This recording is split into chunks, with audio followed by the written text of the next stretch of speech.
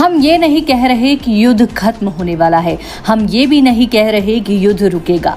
हम बस ये कह रहे हैं कि एक बार फिर से दुनिया के दो सबसे जिद्दी राष्ट्रपतियों के बीच फोन की घंटी बजने वाली है और बीच में है एक देश जो पहले ही लहूलुहान हो चुका है।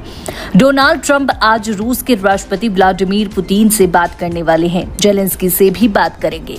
ये एक ऐसी कोशिश है जो ट्रंप के राष्ट्रपति बनने के दिन से ही चल रही है, यूक्रेन युद्ध को रोकने की कोशिश। लेकिन सवाल यह है कि जब जमीन पर बम गिर रहे हों और आसमान में ड्रोन मंडरा रहे हों तो क्या फोन कॉल से शांति आ सकती है? इस वक्त ट्रंप जो अमेरिका को फिर से महान बनाने के अभियान में लगे हैं, यूक्रेन युद्ध में एक डील मेकर की छवि गढ़ना चाहते हैं, लेकिन उनके प्रयास अब तक आधे अधूरे रहे हैं। नतीजन न युद्ध रुका, न जेलेंस्की और पुतिन के बीच कोई भरोसा बना। इस्तांबुल में हाल ही में जो वार्ता हुई उसमें भी दोनों पक्षों ने एक दूसरे को डमी और गंभीरता रहित करार देकर निकाल दिया।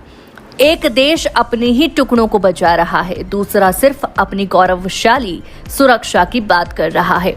अमेरिकी समय अनुसार आज ट्रंप और पुतिन के बीच फोन पर बातचीत होगी। ट्रंप कह रहे हैं कि जब तक वो पुतिन से आमने सामने की बात नहीं करेंगे तब तक कुछ नहीं होगा, और ये बात वो बार बार बोल रहे हैं जैसे कोई बिजनेस डील हो। लेकिन क्या युद्ध कोई डील है? क्या खून लथपथ जमीन पर अमेरिका का पुराना ताज फिर से चमक सकता है? ट्रंप ने हाल ही में बिना शर्त 30 दिन के युद्ध विराम की बात कही थी, लेकिन असल में उन्होंने रूस पर बहुत कम दबाव डाला है, जबकि ज्यादा दबाव यूक्रेन पर है। उनका बयान साफ करता है कि जेलेंस्की से आभार और गंभीरता की उम्मीद कर रहे हैं, लेकिन पुतिन को आजादी दी जा रही है।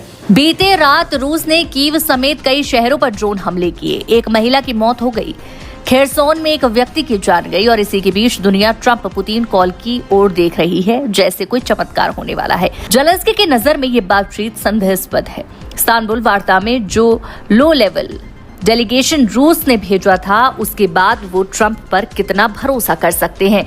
ब्रिटेन, फ्रांस, जर्मनी और इटली के नेताओं ने ट्रंप से बात की है और चेतावनी दी है कि यदि पुतिन युद्ध विराम में गंभीरता नहीं दिखाते तो रूस पर नए प्रतिबंध लगाए जाएंगे। लेकिन सवाल ये भी है, क्या ट्रंप इन चेतावनियों को गंभीरता से लेंगे या वो सिर्फ अपनी डीलिंग स्किल दिखाने में लगे रहेंगे? रूसी राष्ट्रपति पुतिन कहते हैं कि वो इस संकट के मूल कारणों को समाप्त करना चाहते हैं, यानी नाटो विस्तार, यूक्रेन का पश्चिम की ओर झुकाव और रूसी भाषी लोगों की सुरक्षा। लेकिन क्या वाकई ये शांति की तलाश है या भू राजनीतिक नियंत्रण की रणनीति? ये युद्ध शांति की भाषा में सत्ता के पुनरुद्धार की कथा है। पुतिन डिमिलिटराइजेशन जैसे शब्दों में इतिहास दोहराना चाहते हैं और ट्रंप उन्हें डील करना चाहते हैं। शांति की सबसे बड़ी शर्त है ईमानदारी, और ये तीनों नेता ट्रंप, पुतिन और जेलेंस्की आज ईमानदार नहीं, राजनीति में उलझे हैं। आज के कॉल से कुछ बदलेगा या नहीं इसका जवाब अभी नहीं है, लेकिन बात तय है, यूक्रेन की सड़कों पर खून अभी बह रहा है और राजधानियों में रणनीति बनाई जा रही है। ये युद्ध एक फोन कॉल से खत्म नहीं होगा। ये युद्ध तब खत्म होगा जब किसी एक पक्ष की थकावट, समझदारी या पराजय, तीनों में से कोई एक दस्तक देगी।